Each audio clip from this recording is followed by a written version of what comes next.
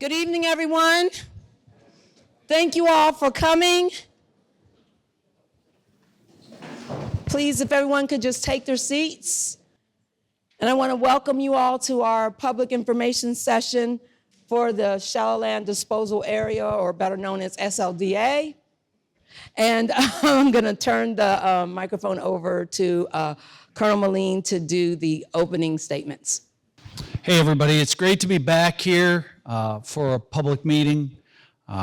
This is a great opportunity for us to engage again, communicate the progress that we're making out on the site, and also answer your questions as we get ready to move into active remediation here soon. I think we've had some great milestones since the previous public meeting. We conducted a really positive, constructive first responder exercise, which incorporated, all of your great emergency responders and helped us to look at how to deal with sort of some, routine sort of activities that could go on the site, someone breaking their arm or needing an ambulance, but just working through our procedures. And, as we move forward, for us, for Lieutenant Colonel Burnham and I, it always comes back to, hey, are we being deliberate? Are we putting safety first and foremost always as we proceed through this process? And are we being transparent, sharing just everything we possibly can and letting everybody know, because we're all in this together. We're working to address this issue and come to a successful conclusion. It's great to see some familiar faces out in the crowd, but also to see some new faces.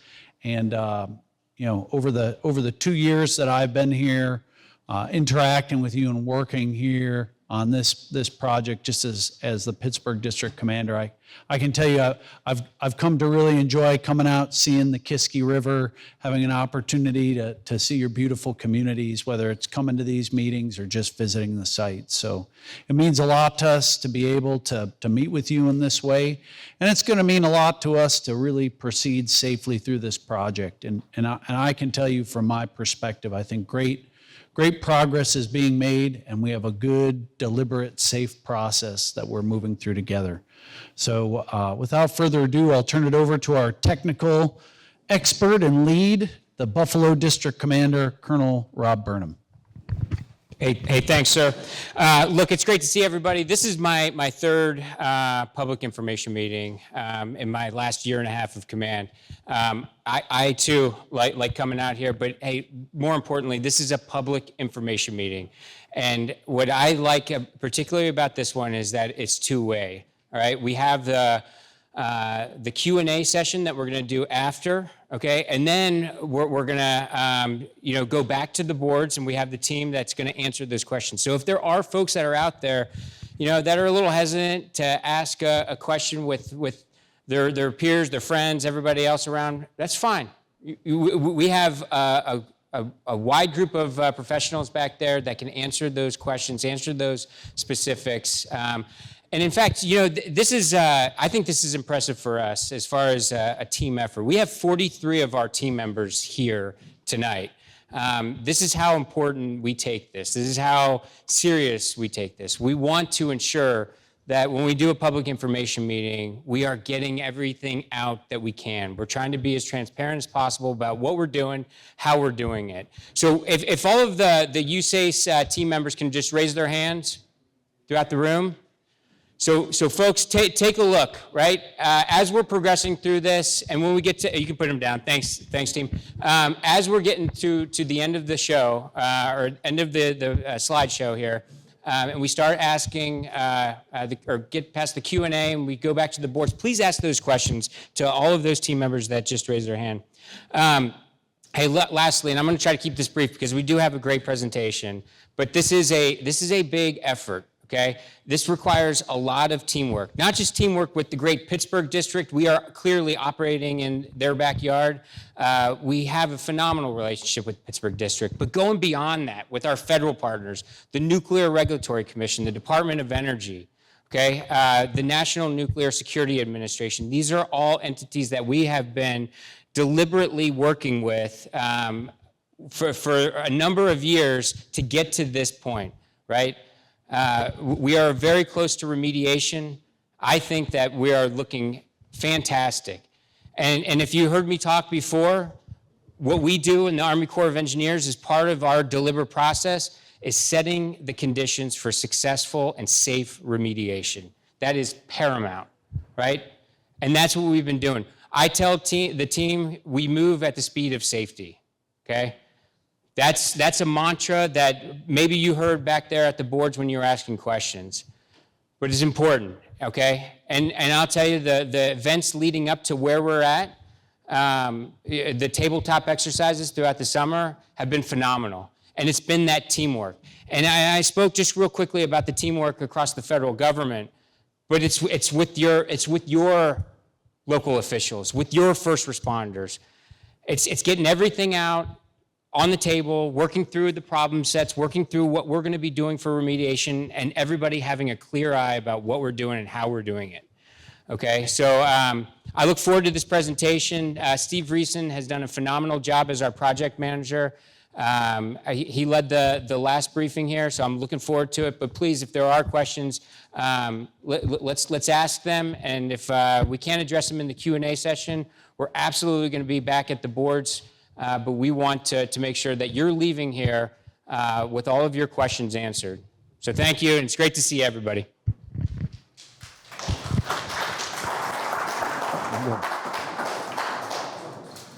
Here's our agenda for tonight's meeting. I hope you did get a chance to visit our posters and talk to our technical team before this, but don't worry. If you didn't get a chance, as the commander said here, you'll have 2 more opportunities to get your questions answered. First during that open question and answer session after the presentation, and then after that, feel free to return, to the posters where our technical team will be there, and you can talk with them one-on-one. So let's get started. All right, so if you've been to one of these meetings before, this slide is going to look very familiar because it is unchanged. These are our project goals. We take them very seriously. As mentioned, first, the Corps of Engineers is committed to ensuring the safety of our workers, the community, and the environment. That is our top priority, period. Secondly, we will be transparent as possible in our communications about the project. And then finally, we are committed to keeping you informed and involved and responding to your questions and concerns like we are here tonight. So just wanted to take a minute to familiarize you with the program under which we, the Corps of Engineers, are authorized to clean up the SLDA site. Early atomic weapons activities were conducted first by the Manhattan Engineer District, which is how the Manhattan Project got its name. And then after that, they were done by the Atomic Energy Commission. The formerly utilized site's Remedial Action Program, or what we refer to as FUSRAP, we love our acronyms in the military, there'll be more. So FUSRAP was started in 1974 under the U.S. Department of Energy. In 1997, Congress transferred management of FUSRAP to the Army Corps of Engineers. The FUSRAP mission is to identify, investigate, and remediate contamination at sites involved in our nation's early atomic weapons program. The FUSRAP authorization limits the Corps of Engineers to removing only radioactive waste and other chemical contamination that is commingled with the radioactive waste within the boundaries of the SLDA site. Any other contamination at the site is the responsibility of the property owner to address. Now we'll go over a brief history of the site for any folks who are joining us for the first time tonight or for anyone who's just not familiar with it. So the SLDA site here, outlined in yellow, is 44 acres in size. It is located on River Road in Parks Township, approximately 2 miles northwest of here, and about 23 miles northeast of Pittsburgh. The site, as I mentioned, is private property. It's owned by BWX Technologies Incorporated, or BWXT for short. The Corps of Engineers has signed a site access agreement with BWXT, which enables us to conduct our cleanup project. In 1957, the Nuclear Materials and Equipment Corporation, otherwise known as NUMEC, began operating a nuclear fuel production facility in the nearby borough of Apollo. During the 1960s, NUMEC disposed of radiologically contaminated waste and debris from the Apollo facility in 10 trenches at the SLDA site in accordance with the Atomic Energy Commission regulations that were in effect at that time. Those disposal regulations were rescinded in 1981, and the SLDA site was added to the FUSRAP program by congressional legislation in 2002. So, again, if you've been to one of these before, this will look very familiar, but the project timeline has shifted slightly since our last meeting. Site infrastructure and preparation activities will continue into the fall, although I can say, major construction work out at the site is complete. So from the exterior, you're not going to notice very many changes from this point forward. Waste excavation, transportation, and disposal are expected to begin in early winter. And of course, we will continue to keep you informed of our progress. As shown on the timeline, the remediation is expected to take approximately 6 years, but as Lieutenant Colonel Burnham said, the duration of the project will ultimately be determined by the rate at which we can safely remove and characterize the waste. Or as he said, we will move at the speed of safety. So one of the primary concerns that's been expressed at some of our previous meetings was about community safety and the ways that we plan to keep you safe while we're doing our remediation. So next, I'm going to explain the numerous ways that your safety is our #1 priority. The best way to describe our approach to safety is that we have implemented multiple layers of protection to keep the community safe. Over the course of the project, we will have measures in place to protect the air, the water, our workers, and the public. And again, just to emphasize this again, safety is our #1 priority, and over the next few slides, I'm going to show you that demonstrates our commitment to safety. Cost and schedule will never take precedence over safety. So it's important to understand that the only way you would be exposed to contaminants in air is to come in contact with contaminated dirt or dust. The guiding principle of toxicology is that if someone is not exposed to a contaminant, there is no risk. So therefore, our primary focus is to prevent exposure through contamination control. Some of you may have noticed that we routinely spray the haul road and the parking areas at the site with water. The reason we do this is to prevent the buildup and spread of dust by the wind. Now, the primary source of that dust on the haul road comes from those stone parking areas and storage areas, which are not contaminated. That was clean stone that was brought in. Even though the dust doesn't contain contaminants, we don't want any dust of any kind leaving the site, so that's why we do that.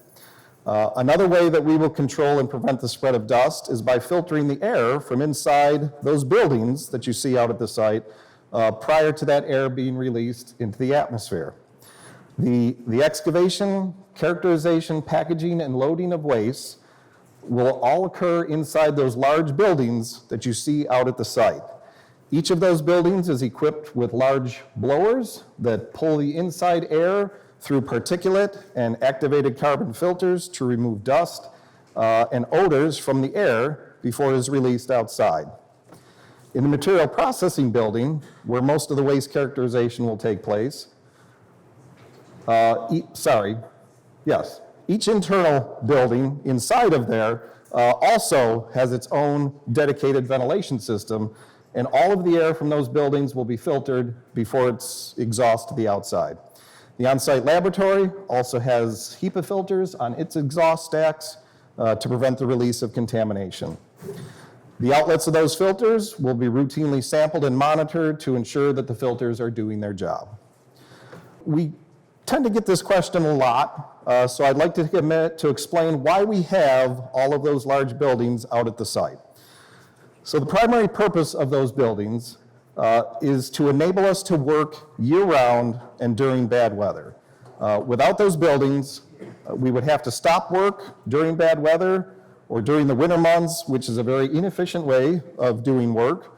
However, an added benefit of those buildings is to enhance our normal contamination control methods and provide containment of the waste materials.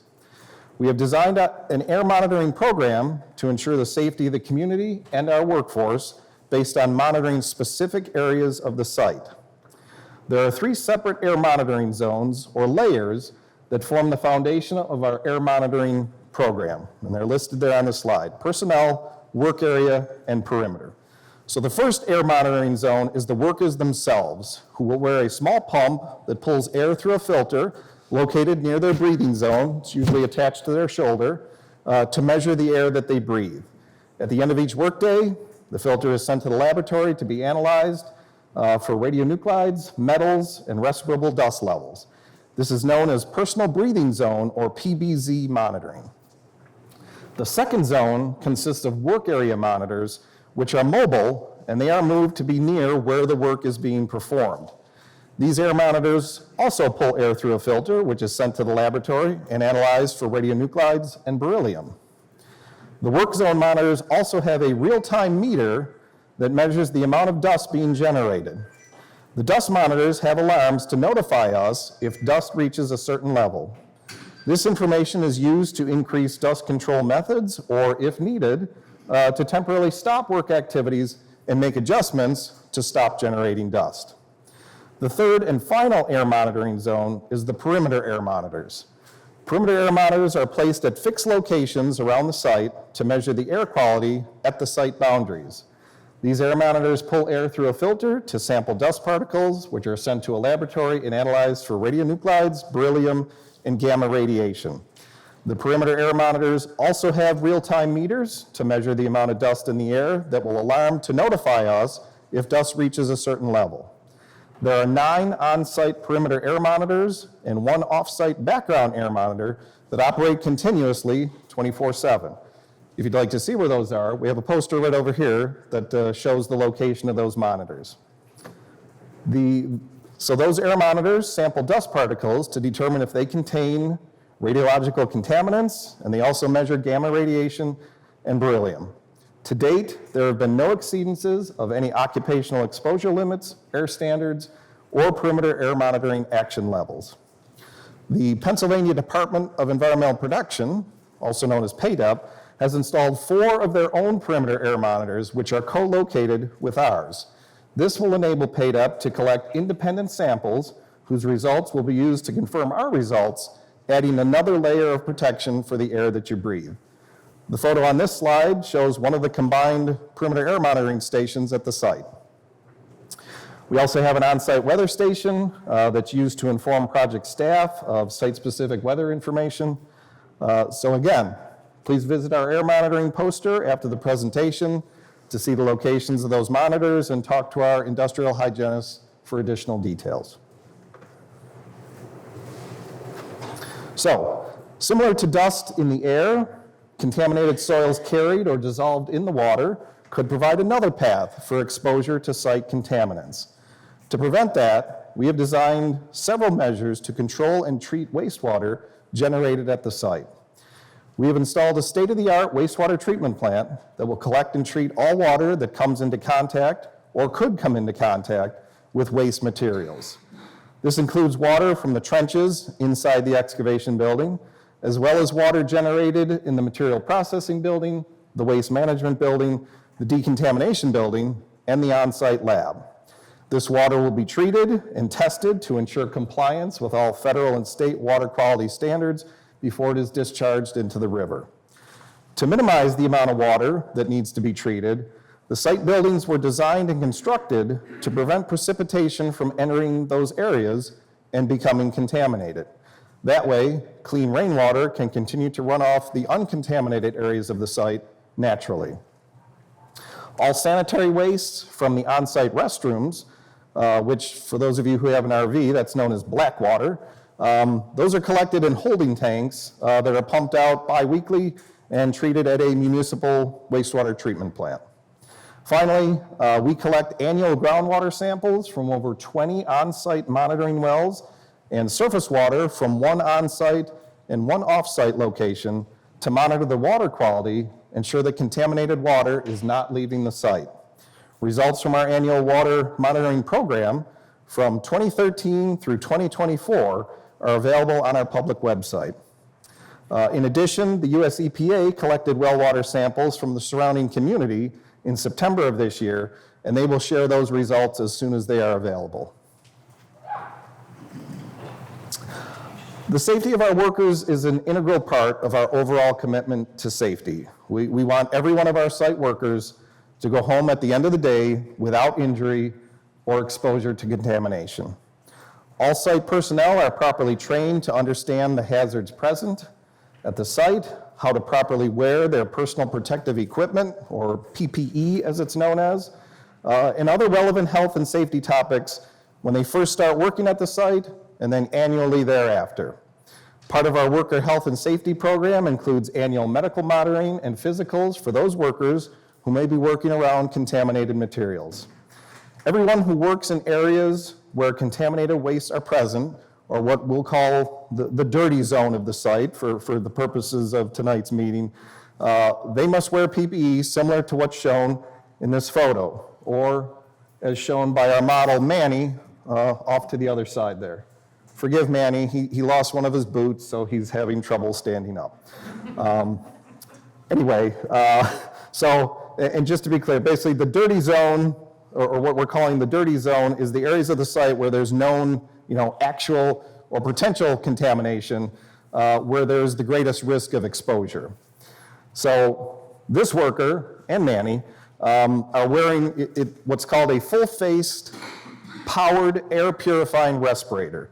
So that filters the air they breathe to prevent inhalation of contaminated particles or dust, and includes a built-in hard hat. They will be wearing a full Tyvek suit with gloves and overboots that are sealed with tape to prevent getting contaminated soils on their clothes or their skin. And in addition, all on-site workers will wear high-visibility safety vests to help others see and locate them. Workers coming out of the dirty zone will pass through the decontamination facility. In this area, there are spaces to safely remove their PPE, shower, change into clothing, change into clean clothing to prevent any potential contamination from getting into the clean areas of the site. Any reusable PPEs, such as the respirators and the undergarments, will be washed and decontaminated so that they will be clean and ready the next time they're needed. As mentioned previously, all of the water generated from the activities in the decontamination facility will be collected and treated at the on-site wastewater treatment plant. So we will use all of these best practices to ensure that our workers are not exposed to contaminated waste and they do not inadvertently take contamination home with them and spread it to their family and community. Related to the topic of worker safety, tomorrow we will begin testing some site emergency alarm systems that some of you will hear depending on how close you live to the site. This alarm testing was also mentioned on the postcards that we mailed out to everyone who lived in the vicinity of site to let you know about tonight's meeting. So the alarm testing will occur tomorrow around 11 a.m.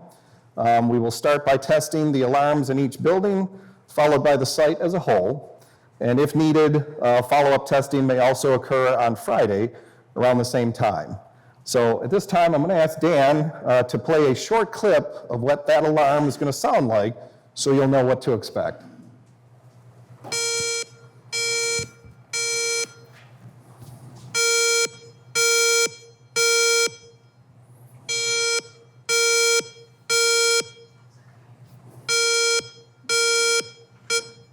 All right, thank you, Dan. And it just occurred to me that kind of sounds like a busy signal. That's a coincidence, I can assure you. So that alarm that you hear, and the alarms at the site, they're similar to a fire alarm. And they will warn site workers that they may be exposed to harmful levels of radiation. The reason that the alarms are so loud is because they have to be heard by all of the workers at the site, many of whom are wearing PPE and working in and around heavy equipment. So they have to be able to hear it above all of that other noise that's going on. So when workers hear these alarms, they must leave their work zones and report to a designated area of the site to assess the hazard. Now, we want to emphasize that an incident like this is highly unlikely to occur, but we have installed these alarms out of an abundance of caution to keep our workers safe. We also want to make it clear that the alarms do not indicate that there is any danger to the community or that you need to take any action. The alarms are solely to alert the workers of a potential hazard and for them to respond appropriately. So between now and the start of remediation, you may see workers participating in other on-site emergency drills. Just like the fire drills that we all practiced when we were in school, site workers will also practice responding to potential emergency events so that they'll be better prepared in the event of an actual emergency. All right, in addition to protecting the air, the water, and our workers, we have taken numerous measures to ensure your safety during normal working conditions and any anticipated emergency incidents. For over 2 years, we have been coordinating with your local first responders through meetings, trainings, tabletop exercises, and most recently by conducting an on-site emergency drill to validate and practice their specific roles and responsibilities. You can think of a tabletop exercise as performers of a play practicing their lines and reviewing their cues and on-stage movements.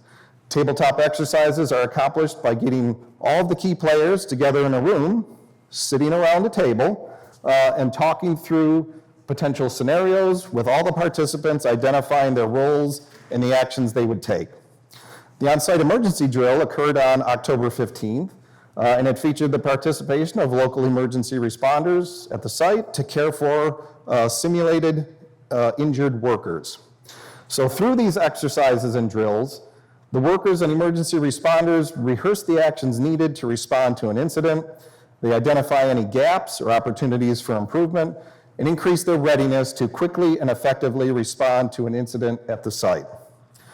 The Corps of Engineers has evaluated numerous potential natural and human-made accidents, such as earthquakes, floods, snow, tornadoes, flammable fuel sources, an airplane crash, highway accidents, and wildfires, just to name a few. The project team considered the impacts of each of these accident scenarios to the site and determined what, if any, effects they would have on the public. It's important to note that there is no scenario that we evaluated where on-site activities would prompt a community evacuation. As a reminder, regardless of whether an emergency situation is related to our work or not, your local officials and first responders have the sole responsibility for determining what actions are necessary to protect your well-being, up to and including evacuation, and for taking the necessary steps to ensure your safe evacuation.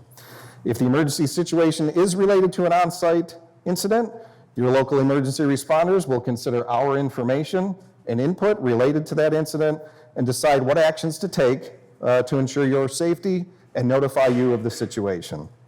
Your local emergency responders will be the ones to tell you what to do and when to do it and to assist you based on your needs. Some of those folks are here tonight and can answer your questions that you might have.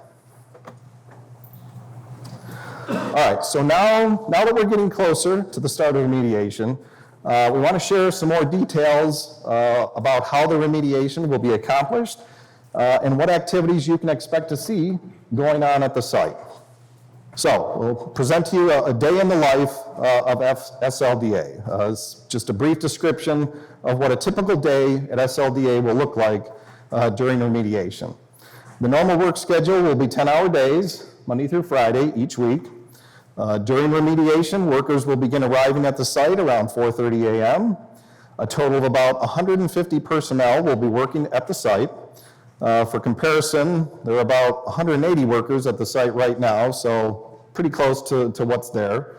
Of course, care will be taken to ensure that traffic on River Road is not disrupted while the workers are arriving. Most workers will park their vehicles at the lower administrative area down by River Road, and then those workers will be transported to their work areas by on-site shuttle buses. Each workday will begin with a safety meeting and going over the planned work for that day. Once the workers have put on their necessary personal protective equipment and dispersed to their respective work areas, there will be minimal on-site activities visible to the public. On waste shipping days, you may see up to three waste shipments leaving the site around mid-morning. Waste shipping is expected to occur just 2 days per week, with up to 3 trucks, each delivering 2 waste containers per day. Site operations and maintenance activities such as grass cutting, snow plowing, deliveries, the septic tank pumping that we mentioned, those will continue on routine schedules throughout the week. You'll probably see the water truck spraying down the haul road to control the dust several times per day, except on rainy days when Mother Nature does that for us free of charge. You'll also notice workers collecting filters from the perimeter air monitors on a weekly basis. You will continue to notice the guards making routine patrols around the site. The guards are necessary to make sure that unauthorized persons or trespassers do not come onto the site and to protect our investment in the facilities and equipment from vandalism and theft. Lunchtime for the workers will be staggered to allow enough time for them to safely remove their PPE, eat lunch, and put on clean PPE before returning back to work. 3 more waste shipments will leave the site in the early afternoon on those days that we're shipping waste. And then at the end of the day, workers will again remove their PPE, shower, put on their street clothes, and participate in an end-of-day meeting to report what was accomplished and what is planned for the next day. The workday for most workers will end around 4:30 p.m., and most workers will have left the site by 5 p.m. Around 10% of the workforce, including laboratory personnel and cleaning crews, will work later to ensure that information and equipment is ready for the next workday. Only the guards will be present on site 24 hours per day, 7 days per week. This graphic illustrates the overall remediation process and the potential waste streams. Again, the process we plan to use is a slow, methodical approach focused on safety and not schedule. Very specialized technology and equipment will be used to make decisions at key measurement points throughout the excavation, characterization, and packaging process. Each key measurement point is designed to further characterize the materials and reduce risk. Our robust and comprehensive work plans will guide every step of the process. As shown in the figure, there are basically 4 potential paths for the excavated materials. Any soils that are below our cleanup criteria and that meet paid-up regulations for reuse will be stockpiled for backfilling the trenches once we're done. Any non-FOOSRAP waste will be set aside for the property owner, BWXT, to manage. All of our FOOSRAP waste will be transported for commercial disposal at Energy Solutions in Utah or at the WCS facility in Texas. And any waste that cannot be commercially disposed will involve our federal partners who will assist us with packaging and removal. So again, I want to talk about the big picture when it comes to how we will conduct the remediation. So these 8 bullet points are a summary of the activities, procedures, and processes that are detailed in the thousands of pages that make up the dozens of project work plans that spell out exactly how this work will be performed. So join me as we walk through this brief explanation of our remediation activities together. Remediation is going to start inside excavation building number 1. That's the big tall one at the site. You can't miss it. At trench 8. So before we start to dig, the top 6 inches will be scanned using specialized radiation detectors to make sure that it is safe for us to dig. Once that's done and it's safe to proceed, we will use an excavator to carefully remove the top 6 inches of soil, gathering up no more than a half cubic yard at a time. The bucket of the excavator can only hold a half cubic yard of material. That same amount of material will be placed into one of these heavy-duty plastic soil bags, which will be sealed shut with a zipper and a Velcro seal. This bag is approved for storing and transporting contaminated waste. Again, feel free to stop up here after the meeting and take a look at it. The soil bag will be placed inside a square metal tray to enable easy movement of the bag once it's full. The soil bag and tray will then be transferred to the material processing building for additional testing. Excavation will continue in this fashion: scanning, excavating a half cubic yard of material, sealing the soils inside a soil bag. If the team finds any debris like metal, plastic, or trash, this will be removed during the soil excavation and placed in its own soil bag or an appropriately sized drum. It will be checked for safety and then moved to the material processing building for additional testing. Once the soil bags and drums enter the material processing building, they will undergo additional checks, tests, and sampling to determine exactly what those materials are. Some of the technologies used to check the materials include X-ray units, similar to the ones used at the airport to scan luggage, and additional specialized meters that can identify radionuclides. Once the materials in each soil bag or drum have been thoroughly checked and tested, they will be transferred to the waste management building to be prepared for shipping. After the soil bags and drums are placed in the waste management building, they will be carefully loaded into the waste shipping containers known as intermodal containers, or what we call IMCs. Intermodal containers, or IMCs, resemble large metal boxes with secure locking metal lids, and these are used routinely for transport by truck and rail. Once the intermodal containers have been loaded with the soil bags, which could be up to about 20 of them, and the other drums and materials, the lid is secured shut and it will remain closed until the intermodal containers arrive at the disposal facility in Clive, Utah. Before we ship each intermodal, the team will carefully check each one, making sure its surface is clean and that there is no contamination, using radiation detecting meters similar to those used inside the material processing building. Up to 2 intermodal containers will be loaded onto a tractor trailer to be transported to the railroad transload facility in New Beaverboro, Pennsylvania. This depends on how heavy each intermodal weighs.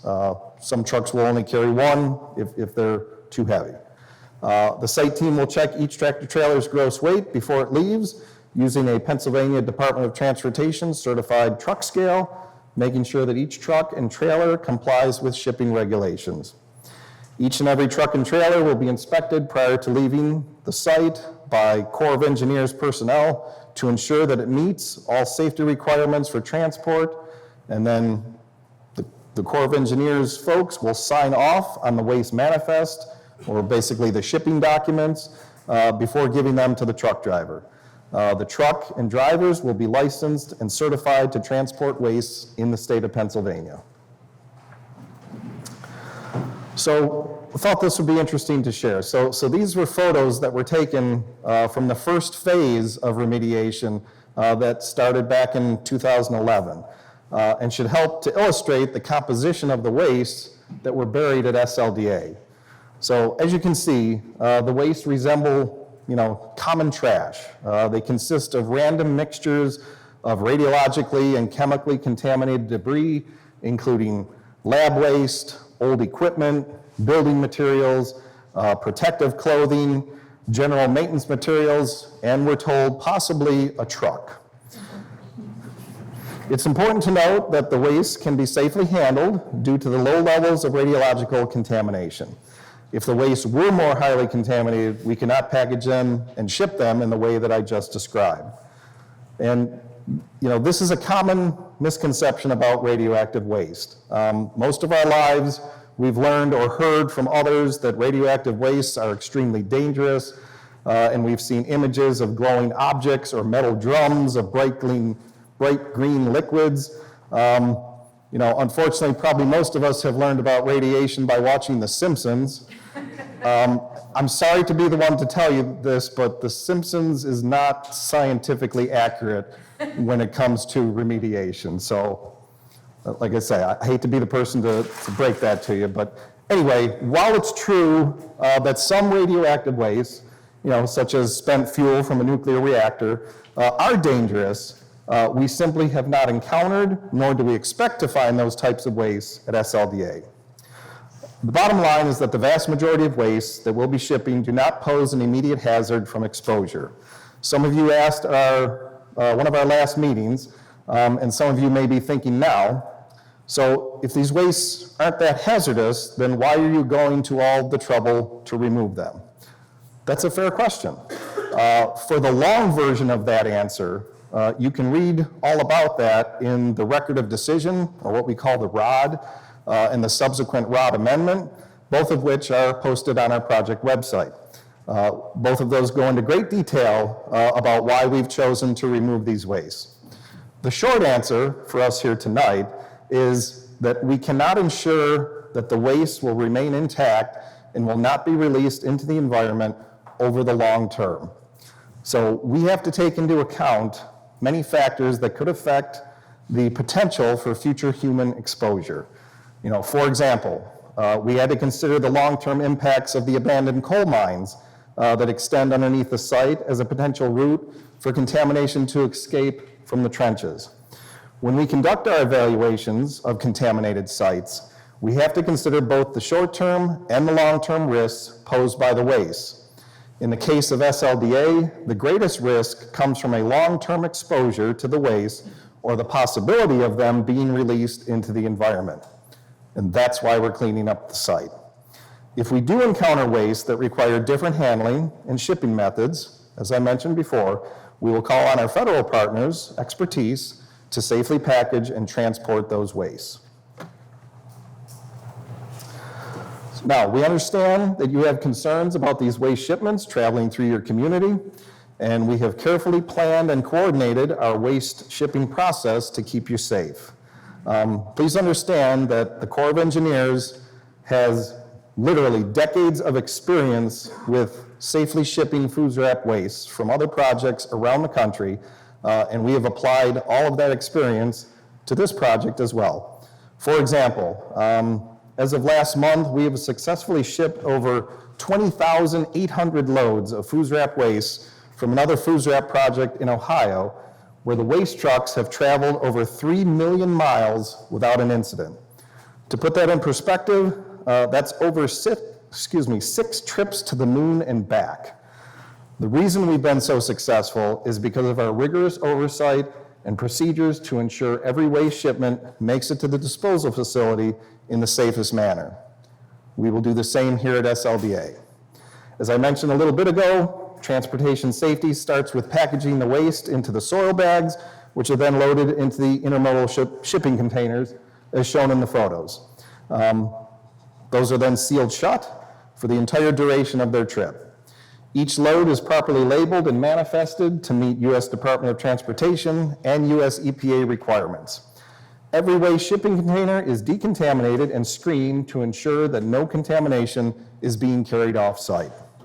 Each truck and shipping container is inspected by trained and qualified Corps of Engineer on-site staff before each truck leaves the site. The waste will be driven on designated routes to a licensed railroad transload facility in New Beaver Borough, approximately 60 miles northwest of the site. In the unlikely event of an accident during transport, no immediate hazards from waste exposure are anticipated. And if you want for a closer look at what those transport routes are, please visit our waste transportation posters after the presentation. All right, I will now turn you over to Carol, who is going to open up our question and answer session. So now we're going to open up the floor to the question and answer. We have approximately 30 minutes for this section, and we are going to try to get as many of your questions as possible. But as always, we have ground rules. Please be respectful of each other. Raise your hand, and Don, okay, or Andrew will come to you and bring a mic so that everybody can hear you.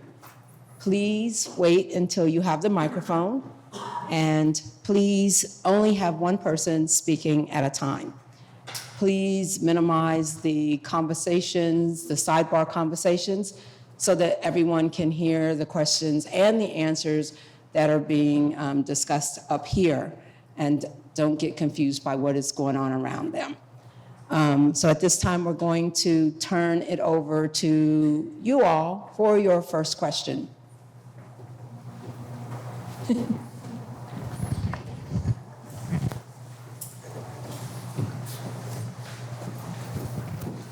Hi, sorry, this might be kind of random, but so where we're located for our house, do you know anything that goes in the air? Because there are times that night where I'm like sitting on my back porch and I can see like these little red dots hovering above the nuclear site. So you say that they occur at night? Yeah. So I actually have a video of one I got last week where it's just kind of flickering at the very top. All right, well, that's interesting to know, and I hope Joe, our security manager, heard that. No, that is not anything of ours that would be hovering over the site, especially at nighttime. Occasionally, just recently, one of our survey crews went out and flew a drone over the site to take photos and other things. Some of the photos were in the presentation, but that's done during the day, and it's Corps of Engineers folks, so you would recognize them. So, no, I'm not sure. Maybe we should get a copy of that video to see what you're talking about. All right, thank you. If you could email those to the public affairs inbox, I'll definitely take a look at those and we can reach out to some of my contacts. That's going to be CELRP-PA at usace.army.mil. It should be on the comment card or on the back of the update somewhere. Next question? Oh, you guys are quiet tonight.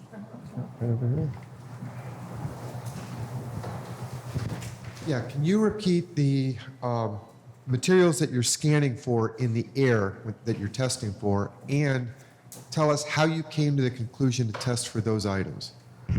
So basically, for the air monitoring you're referring to, so the filters will be sampled for radionuclides, beryllium, and I believe I said gamma radiation. And the way we came to determine that is based on the site contaminants. What we know to be on site that could potentially, be spread.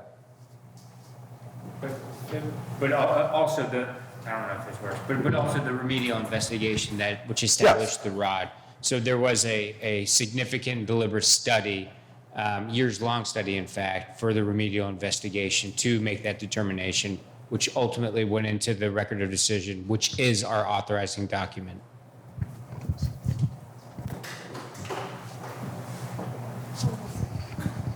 Oh, I'm sorry, we got,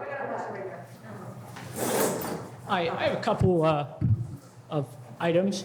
The first, at the last meeting, I brought up about the evacuation plan and was told by the head of the supervisors here in the township that it's confidential, that we who live there don't need to know. So speaking to legal counsel, according to the right to know, we in fact do have the right to know how we're being evacuated and what that route is going to be. The concern, not for us, but for you, are the other countries who are going to swoop in and take your uranium. I don't care about that in the event of an emergency. I want the hell off that hill. So then we were informed that it would probably be back over the back hill. I don't know how many of you have been that way in the last 2 months. The hill is now blocked with piles of dirt with a sign that says, road closed, private property, do not enter. The other option for a proposed evacuation route is overgrown, so we're not going through there. So then the comment was made, well, we have ATVs, UTVs, SUVs, whatever UV you want to talk. That's all fine and good, but you transport me down over the hill to the old bowling alley. My car's still on the hill. Are you my transportation for the next hours, days, whatever that may come to be?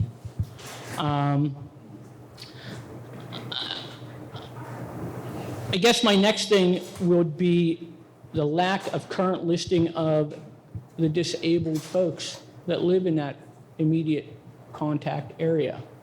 As far as I know, talking to the people that live up there, it has been years since anybody has been asked about the elderly, the disabled.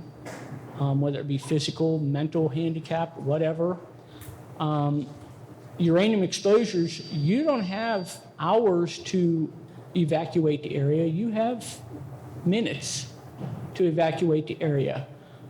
There are people that live up there that it takes minutes to figure out how you're going to get them out of their residence.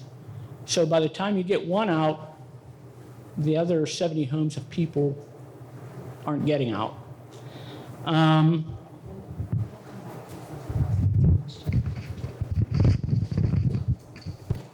All right, so that was a lot. I'll try to answer all of the questions in there. You are correct, in terms of the evacuation plan, that is a document produced and possessed by Parks Township. So I mean, that's not something that we have any involvement in. We can certainly pass your concerns on to them, but you'd probably get a much quicker response reaching out to them directly.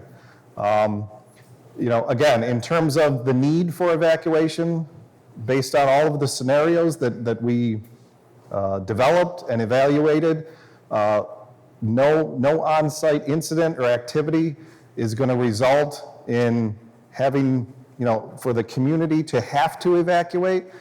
Again, remember the waste, we're not talking about highly active radioactive waste. You could literally hold them in your hand and you won't be exposed to any harmful levels of radiation. So the scenario that you're describing there, that's just not the case. Those aren't the types of materials that were buried there. Something like that would be more akin to, say, a nuclear power plant, which, it's just two very different situations. And the other thing I'd just like to highlight is the magnitude of the investment that we've put in, and you can see it physically with everything that's been built on the site, to really double, triple, quadruple down on safety. We're going to be moving so slow and slow deliberately, and we have so many checks in place to ensure that we're moving in a safe fashion that really, to get back to what Steve said, the likelihood of anything occurring that could rise to that level is very, very, very low. Very, very low.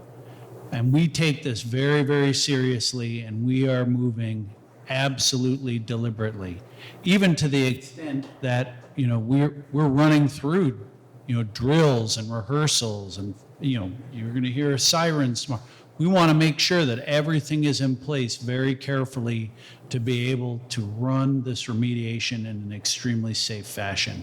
And we're working side by side, and we've had great partnership with Parks Township and all the first responders. They are all incredibly engaged in this process. We're all in it together, and we're gonna move at the speed of safety.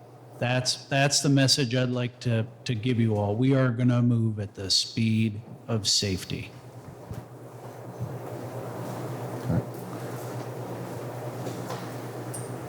I just have a question on the air monitors. Are they calibrated? Do they need calibrated? Are they on a weekly basis or? Sure, I do know they get calibrated. Just to make sure. Where's my industrial hygienist? Oh, I'm sorry, Heidi over here. So I guess, Lindsay, do you know the frequency with which the air monitors are calibrated, or whoever? Yeah, these are samplers, and they're calibrated annually. The flow rate is calibrated annually. Thanks. Hi, I'm curious to know, are there newer images than the images from 2011 of the waste that has been remediated? No, No. no, Okay. because we haven't. Are there plans to do that so that we can see what is going on? Sure. And also, what are the levels of radiation from the waste? All right, so to the first question, so no, there haven't been any other photos of the waste because we haven't excavated, any waste since back in 2011. So, but yes, we will certainly, collect photographs to share at future meetings, just to give you an idea of the kind of waste that we're encountering. To your second question about the radiation levels.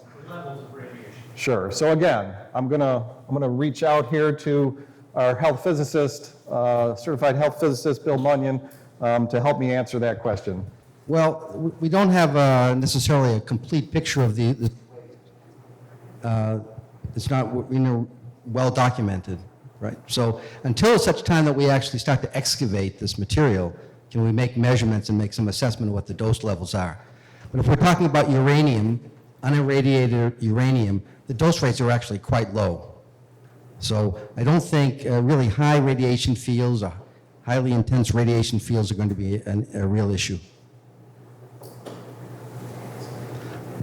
But part of that involves, when the actual excavation occurs, there's a planned approach to making measurements and to assess the conditions. Okay, I understand, but what if you find something more? What if you find something that's more radioactive, silesium, or something from nuclear subs? You're talking now about spent nuclear fuel, for example? Yes. That's highly unlikely. This is unirradiated uranium that's been used. It's at the front end of the nuclear fuel cycle, not at the back end where there's irradiated. But nonetheless, if we encounter that, we're going to make an assessment of that situation. It's not something that's insurmountable. I think it's very doable as a health physicist, as radiation protection experts. Yeah, and I just wanted to jump on that too. And this is the reason for our partnership with the Nuclear Regulatory Commission, with the Department of Energy, and with the National Nuclear Security Administration. And Steve went through the slides. And who's the gentleman that asked the question? I can't. Okay, thank you. Sorry, I was just talking into the general wall back there. But no. And Steve talked about it, about our process, about how we're going to, when we start excavation and when we start the transportation and disposal of this, and the different levels of the material, about where, depending, on what type of material it is and where it's going to be disposed of. Perhaps some of those materials that we can't dispose of at a certain facility because of waste acceptance criteria or what have you. That's why we have established those relationships with those federal partners to help with the packaging and future disposal of it, is for that X factor. What if we pull this out? What if we pulled that out? We have been absolutely redundant in our planning from what we've learned from 2011 to build these into our systems and processes going forward. So when we're pulling different things out of the ground, we have a system and a process to take into account, to analyze, and to figure out what the next steps are going forward. But that's something that the team routinely thinks about. Yeah, and I would just say, that's one of the reasons why when you drive by the site, you have these enormous buildings on it. And we're talking about all the investment that's gone in is to be prepared to be able to address anything that could come up. But then also the process, which we briefed on and laid out, is so deliberate and so slow, and we're taking just small amounts at a time, so that we can be very careful and deliberate. It all works together, really. It all works at once. The facilities that are on site, the pace at which we are going to conduct the remediation, and our tremendous partnerships in the interagency, which we've been investing a great deal of energy in building. That all comes together to translate to safe remediation.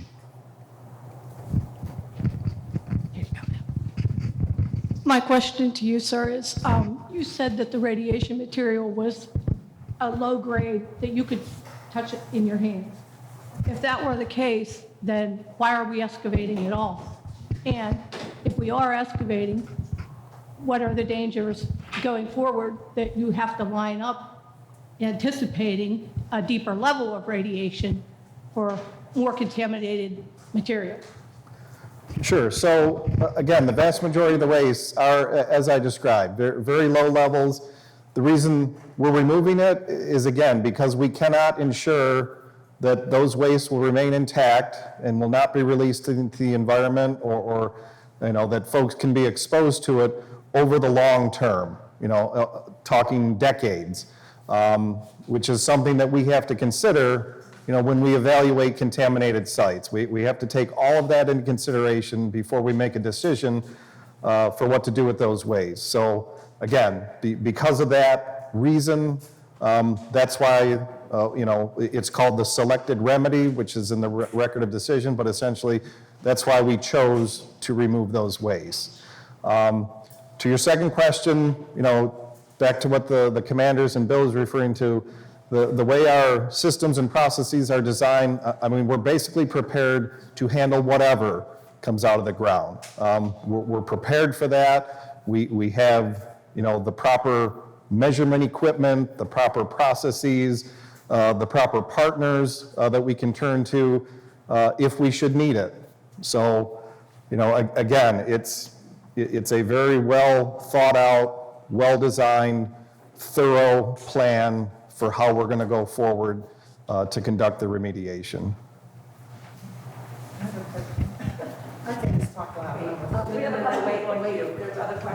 Oh, sorry.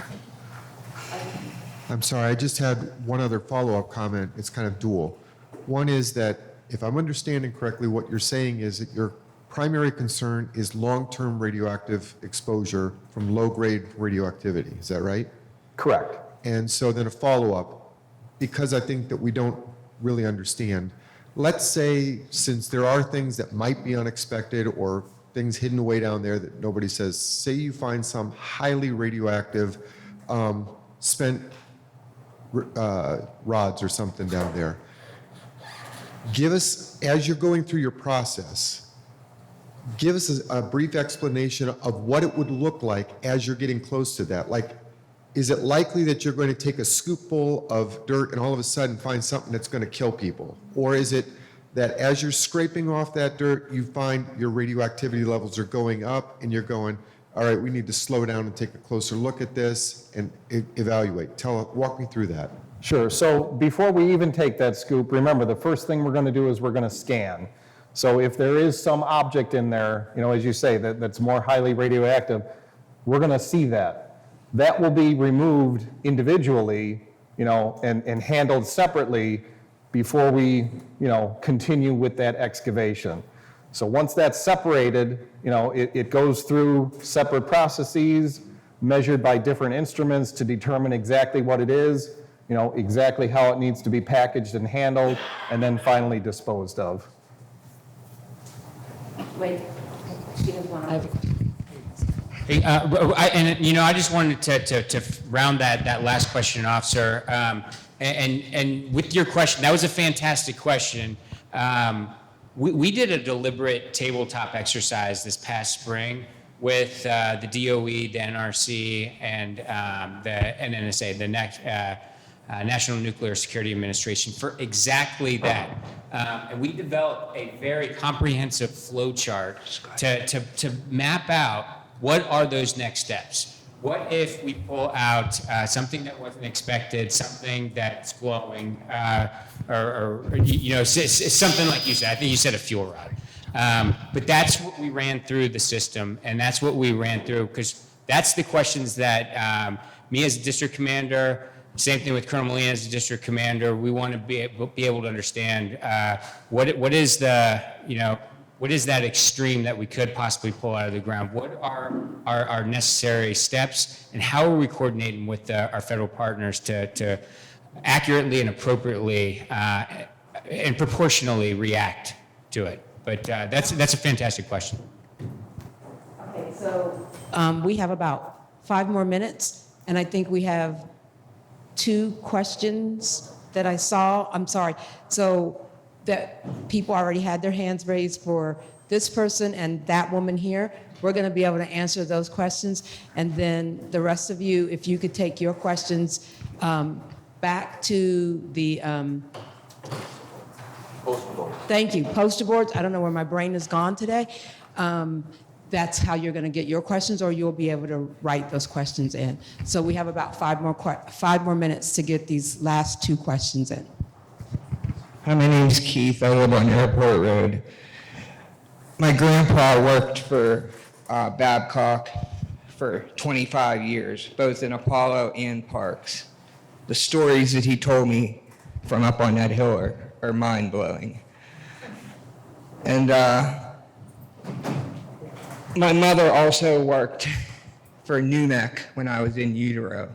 I was born with a birth defect. I was born neurodivergent and a lot of other bad stuff. And my question for you guys is, with all this tech that you're showing photos of, like the air quality stuff, do you plan on using any live features? Like, because all the people here want to know is if we're going to remain safe.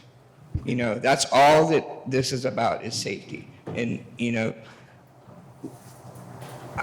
I would like to know if you plan on using any like live features, like to show us a photo of an air quality meter means nothing until we see the numbers, you know? Do you plan on publishing those? Do you plan on doing anything with those? You know, we want to see live stuff, you know? A sheet of paper means nothing. We want to see what's going on in the here and in the now. So right now, we're not planning to have, as you say, any live feeds or anything like that. Similar to our groundwater monitoring data, yes, we will publish air monitoring data to the website. PAYDEP will also be, publishing their matching co-located data. But I'm not exactly sure how we would go about providing like that real time, what you're talking about. Unless anybody else can or sir. Well, no, I just wanted to kind of pile on that with your answer there, Steve. Look, transparency, especially with the safety data, how we're analyzing it and how we're communicating to the public is absolutely paramount. That's why we're here. That's why we're having this public information session. The key that I wanted to drill in on, though, especially with the air monitoring data, is that there is an independent analysis of that through PAYDEP. I'm sorry? Yeah, please. I called and I asked for the air quality data. And I spoke with your lawyer. I don't know if she's here or not, but she said that I wouldn't understand it because it's a CSV file, which means comma separated value. All you got to do is upload that into a spreadsheet. Google Spreadsheets is free. Upload it to Google Spreadsheets. You got your air quality data.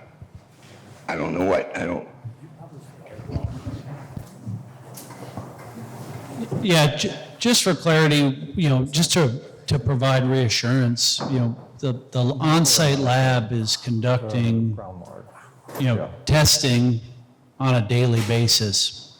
Remember, we talked about the redundant rings of security and safety. So, like, if there was anything discovered in any of those daily tested, air monitors that are on the workers who are right close to it, I mean, first of all, we would adjust and halt work. That's right off jump.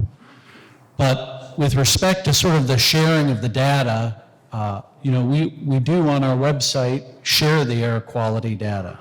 We upload it on the website and it's available. And we will continue to do that, and we're going to make sure that we provide absolutely all the data that we can. But I just want to assure you that, like, it's no news if you're not like hearing anything. It's not because we're not being rigorous and we're not testing and we're not taking very, very deliberate steps. If in the inner ring of our safety, safety protocol, something was discovered, we'd stop work for that and adjust our procedures. So no news, just the trucks going out and the workers coming in at 4:30 and having their lunch break and going home. You know, that in and of itself is a signal that we're progressing safely. If anything contravened that, the first step we would stop work. We would halt, we'd reassess, we'd be transparent and communicate. But I take your point, sir, and what we'll do is we'll get your information after this and, well, perfect, and we'll loop back. I think that, you know, in line with what we've been discussing, transparency is important. So your ideas on ways that we can increase transparency, I think are going to be of real value. So let's take that as a do out that we can work on together. We got time before things start up, and we want to make sure we do it right and that we're very transparent. Thank you both for sharing your story and for the thought and effort that you put into sort of analyzing this stuff. I know I really appreciate it, and we take it seriously. Go ahead. Okay, yeah, let's after the session. I'm the last Mohican, I guess. I have a couple just quick things. One's a little bit off the beaten path. But if I understood you right, you said once this is all done in this cleanup, which I greatly appreciate your efforts.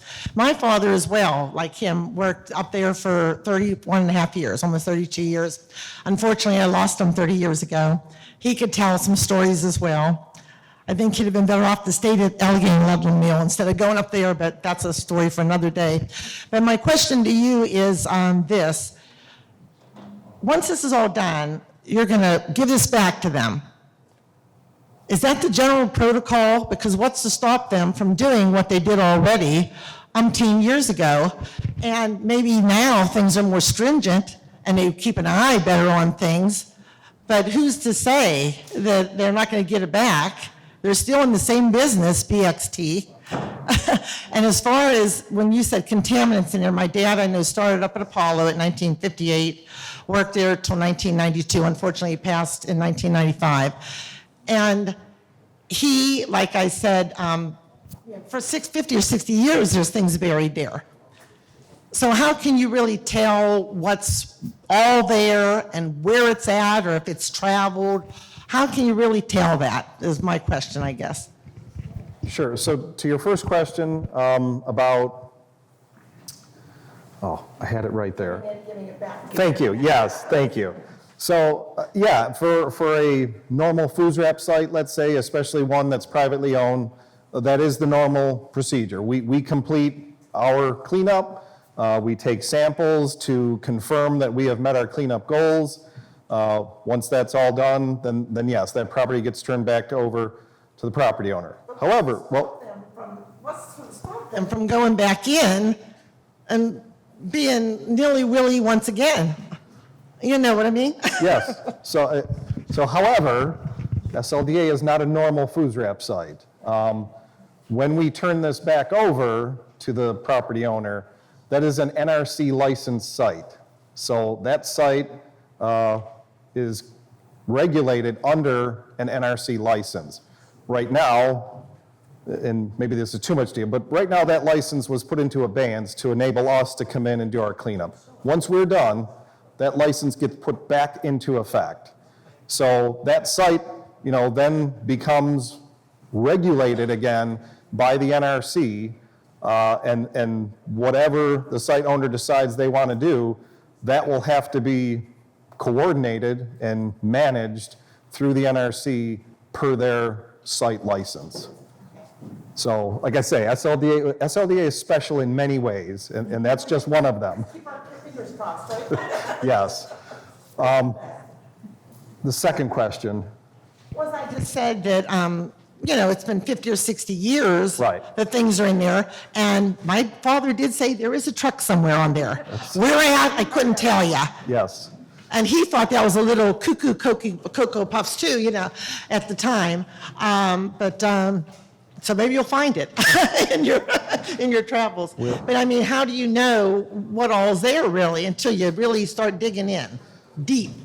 Really start digging. Sure. I mean, I guess we won't know everything that's there until we do.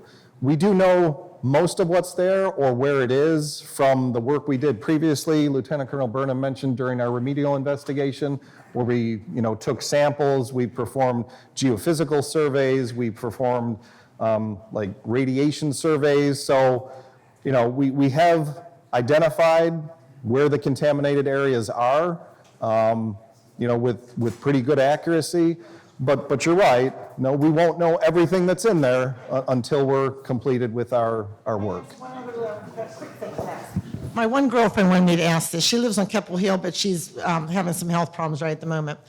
She said, why didn't you maybe decide to just encase it all in lieu of digging it up? I mean, I don't know how a person would do that, to encase it all, almost like to just build a barricade around it all. I don't know. So that was one of the alternatives considered. However, in order to do that, basically we would have to construct a engineered disposal facility there, similar to a landfill, but obviously much more robust than, say, a normal municipal landfill. That would still require digging up all of the waste. So by removing the waste from that site, we have permanently removed the source of contamination from that site. And again, getting back to, risk versus exposure, once that contamination is gone, there is no more risk of exposure. And a lot of those alternatives, those were what was explored in the remedial investigation, which is such a thorough and exhaustive process. And it's actually very prescriptive under CERCLA. And it's something that we share along the way before we get to that point of record of decision, which is the chosen remedy we share with the public, kind of hand in hand as we move along through that process. Well, thank you. All right, so unfortunately, that was the last question, and I want to thank everyone who got their question, and I hope that you guys are understanding that we are trying to be respectful of everyone's time. I do want to give you all an opportunity to take the survey. This is the QR code for the survey, and there's a written survey on the table that you're more than happy to fill out. I do want to introduce you all to Dawn. She can tell you a little more about that survey. Good evening, everyone.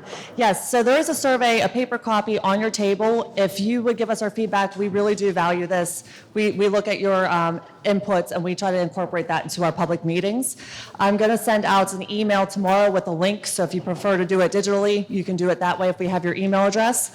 Or like Carol said, you can scan the QR code and do it from your phone as well. But we really appreciate the feedback, so please let us know how we're doing, how we can improve, so we can continue to make these worth everyone's time.